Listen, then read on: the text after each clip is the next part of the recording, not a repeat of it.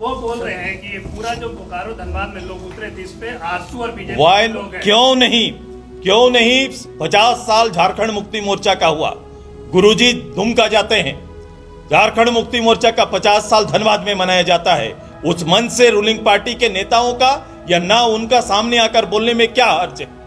हम उनसे सुनना चाहते हैं। अगर कोई भी विषय है तो किसी अन्य से ना सुनो कि मुख्यमंत्री को सामने आकर इस विषय को रखने में क्या दिक्कत, क्या परेशानी। भाषा को लेकर जिस तरह से धनबाद वगैरह में जो माहौल है, मैं आपको ये बता रहा हूँ कि अस्मिता की ओर बढ़ रहा है झारखंड इस तरह से। नहीं, ये क्रिएटेड है, लोगों ने इसको क्रिएट किया है और किसी और को दोष नहीं, सरकार ने किया है। ये नोटिफिकेशन नोटिफिकेशन किसने निकाला?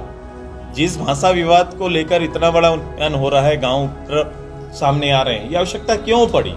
क्योंकि झारखंड में गठित सरकार ने ये नोटिफिकेशन निकाला और अभी उन्हीं के मंत्री इस बयान को रिपीट कर रहे हैं, उन्हीं के मंत्री इस बात को बोलते जा रहे हैं। इस पूरे समय में क्या ये उचित नहीं बनता था कि इस पूरे विषय पर झारखंड के मुख्यमंत्री सामने आकर बयान दे?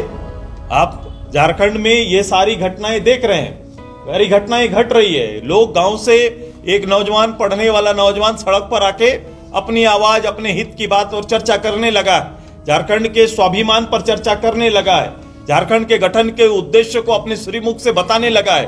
तो ये आपका दायित्व तो नहीं बनता है कि झारखंड और झारखंड के नाम से बनने वाली सरकार जो एमएलए की गिनती ठीक कर सकती है लेकिन यहाँ की भावनाओं को सम्मान नहीं दे सकती है? उनका फर्ज था कि सामने आते और इस विषय पर जो भी हुआ है उनको जवाब देना चाहिए था। कोई न जनप्रतिनिधि इससे भाग नहीं सकते हैं। चुप रहना, गलत चीज को बल देना होगा। इसलिए मैं ये सोचता हूं कि झारखंड के लिए अगर थोड़ा भी सोचते हैं तो तुरंत सामने आकर इसको स्पष्ट करना चाहिए, वरना सरकार का क्रिएट किया हुआ विषय है। सरकार उस 70 का वो मामला जिस तरह से आग लगाना फिर बुझाने का काम करना, अब वो पब्लिक उस तरह रही नहीं। पब्लिक सब चीज जानती है, जनता सब चीज, जनता को बोध है। अब देश दुनिया की हर घटनाएं क्षणिक समय पर आ जाती है और आपका इतिहास आपका परिचय देता है। इसलिए ऐसी चीजों से बचे और हम सब का प्रयास है कि झारखंड में उनके उद्देश्य को सफल ना होने देना।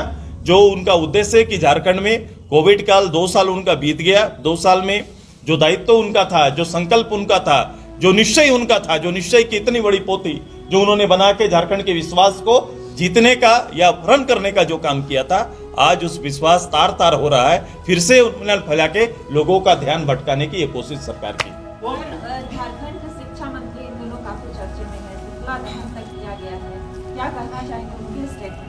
वो एक चीज और बोल रहे जब हम इंटरव्यू कर रहे थे कि सुदेश महतो किसी भी बात को खुलकर नहीं बोल रहे, भाषा विवाद है और भोजपुरी मगी का नाम नहीं ले रहे हैं। और जब उनकी सरकार थी तो द्वितीय भाषा में उनकी ही सरकार ने यहाँ पर भोजपुरी मगी और अंगिका को शामिल किया था। शायद शब्द का कोष मेरे पास कम होगा उनकी नज़र में, उनसे तो ये मैं उनके पीछे नहीं जाता। मैं पद का ऑनर करता हूँ, पद का ऑनर करता हूँ और मुझे लगता है कि उस पद का ऑनर उन्हें भी करना है। ऑनर ये करिए कि ये सरकार आपकी है, ये दायित्व आपका है, ये जो भाषा का चिट्ठी निकला ये आपका है। अब ये जवाब आपको देना है कि आप क्या करना चाहते हैं। मैं उनके मुखिया और उनके मंत्री जी से कहता हूँ कि इस ज्वलंत ये विषय को झारखंड को किसी और ना ले जाएं, झारखंड को बचाइए। और आपके पत्र ने जो चीज़ें कहा कि झारखंड के जो जमीर को हिलाया है उसे शांत करने की पहल करें। एक सुदेश जी, एक सवाल झारखंड में बड़ा घूम रहा है कि झारखंड में झारखंडी कौन है? आप लोगों ने 1985 आपकी सरकार जब थी, पिछली सरकार में ये 1932 की बात करके आए थे, लेकिन कहीं जमीनी स्तर पर दिख नहीं रहा। लोग कंफ्यूज है, जो यहाँ के लोग हैं। देखो, जो जिस समय में नेतृत्व करते आए हैं सब लोग अपने अपने तरीके से चीज़ों को सजाने की कोशिश करते हैं। कोई समग्र झारखंड को सजाने पर जोर नहीं दिया। वही बोले संकीर्ण मानसिकता अपने वोटर तक ही जाती है और उनको लुभावने के लिए इस तरह की हरकत करते हैं जो बाद में उसको पछताना पड़ता है।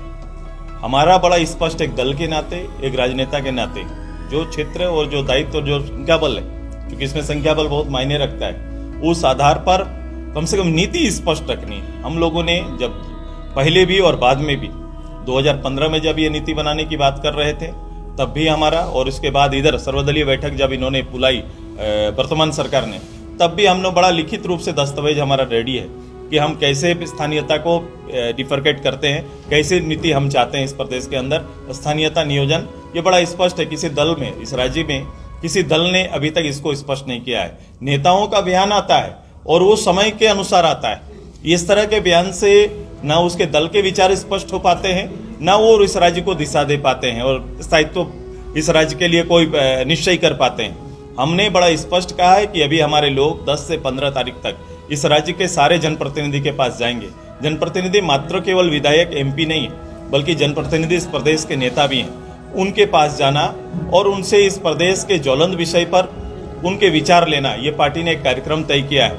मेरा आग्रह भी होगा, सर्वदलीय बैठक में आकर अपने विचार संक्षिप्त रूप से रखने से अच्छा है कि दल अपना विचार स्पष्ट करे, सभी दल अपना विचार स्पष्ट करे, पब्लिक डोमेन में वो विचार को रखने का काम करे ताकि पब्लिक में कंफ्यूजन ना हो। एक सवाल लास्ट में आपसे ये जाना कि मुख्यमंत्री जब बने हेमंत सोरेन तो उन्होंने अपने लिए BMW खरीदा था, पहला जब कोविड काल था। अभी थर्ड वेव में जो है मंत्रियों के लिए नई नई फॉर्च्यूनर गाड़ी आई है। दूसरी तरफ है कि जनता जो है त्रस्त है, उनके काम नहीं हो रहे, तो इसको आजसू पार्टी किस तरफ कैसे देखती है? मैंने कहा कि एक राजा का चरित्र है, ये चरित्र किसी राजा का होता है। मैंने इसलिए राजा बोल के संबोधित किया। कोई सेवक अगर इस पद में होते तो उनका काम करने का ढंग दूसरा होता।